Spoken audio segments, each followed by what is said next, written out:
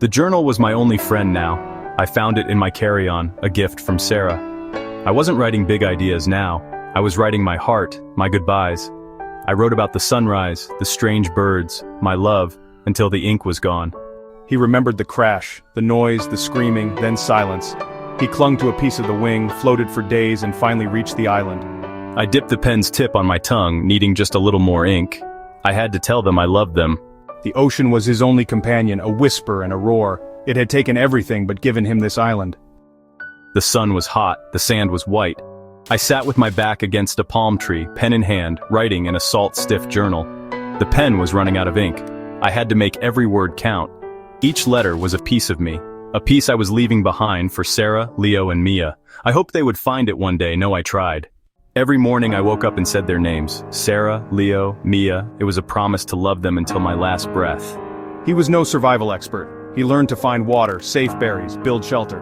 His hands grew rough, his body thin, but his spirit did not break. I felt so full of love. I didn't know how precious that time was. Now I know, time with those you love is all that matters. He remembered their last family vacation, skipping stones, building fairy houses, telling stories by the fire. Leo clung to my leg. Mia gave me a drawing. I promised to be back in a week, but the ocean didn't care about promises. He was on a business trip, a flight to Singapore. He kissed his family goodbye at the airport. I was not a hero or an adventurer, just a man, a husband, a father. I sold software, lived in a house with a yellow door, coached soccer, mowed the lawn. I missed the smell of coffee, my children's laughter, holding my wife's hand. These small moments kept me going.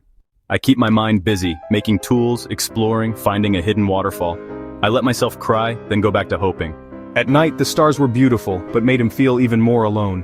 I talk to myself, tell stories, sing my children's songs, trace their names in the sand, watch the waves wash them away, then write them again. Once he thought he saw a boat.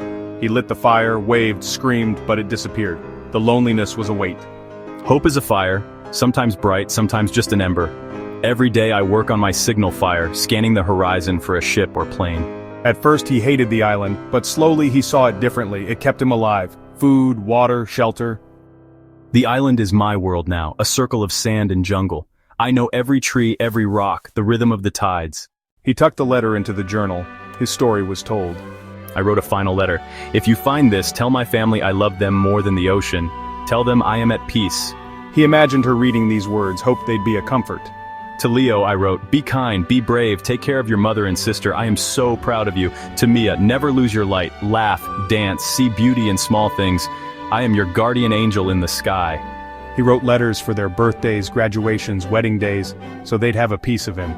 I wrote to Sarah every day, told her I was fighting, that I loved her, told the children their father was strong. The journal was his most precious thing, his connection to them, his voice. He held the journal to his chest, his proof he existed, that he loved, that he tried. One evening he watched the most beautiful sunset. He thought of Sarah, Leo, Mia, and felt calm.